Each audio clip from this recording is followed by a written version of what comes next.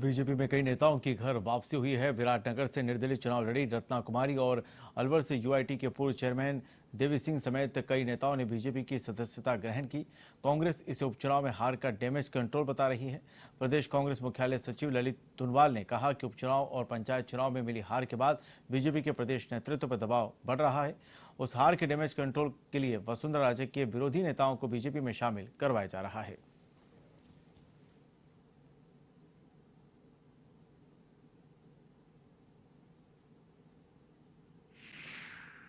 तरह से भारतीय जनता पार्टी किसी भी तरह विपक्ष की भूमिका निभाने में पूरी तरह विफल रही है। सतीश पूनिया जी पूरी तरह से विफल अध्यक्ष साबित हुए हैं। एक के बाद एक चुनाव वो हारते गए। हाल ही में 2 उपचुनाव जिसमें भारतीय जनता पार्टी तीसरे और चौथे स्थान पर रही। जमानत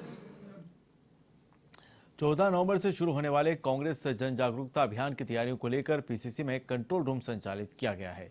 पीसीसी मुख्यालय सचिव ललित तुनवाल ने कंट्रोल रूम के कार्यकर्ताओं के साथ बैठक की और अभियान की रूपरेखा को लेकर चर्चा की।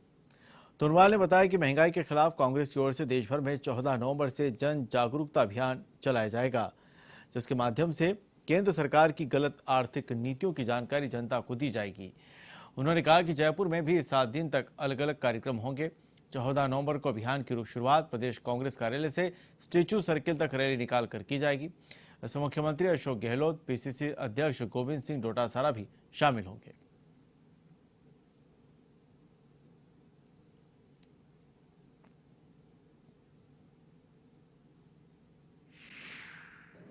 आदरणीय पंडित जवाहरलाल नेहरू जी की जयंती भी है और इसी दिन से 14 तारीख से लेकर 20 नवंबर तक जन जागरण अभियान सप्ताह जो है पूरे राजस्थान में मनाया जाएगा।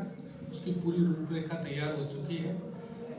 जयपुर के अंदर स्टेच्यू सर्किल से सुबह 8 बजे पदयात्रा के रूप में हम वहां से जन जागरण अभियान का शुभारंभ करते हुए प्रदेश कांग्रेस कार्यालय तक हम पैदल चलकर आएंगे। माननीय अध्यक्ष जी आदरणीय श्री गोविंद सिंह डोटासरा जी, माननीय मुख्यमंत्री जी आदरणीय श्री अशोक गहलोत साहब इस कार्यक्रम में मौजूद रहे।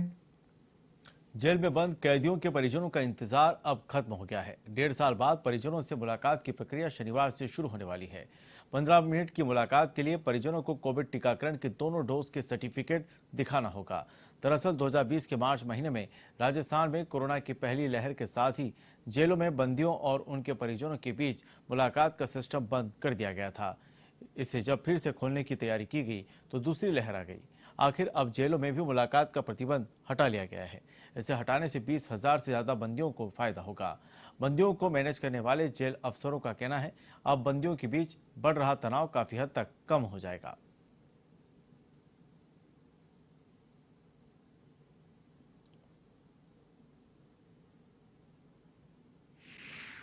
क्या है कि जब कोरोना अपने पीक पे था तो हाई कोर्ट के, सुप्रीम कोर्ट के और राज्य सरकार के डायरेक्शंस थे।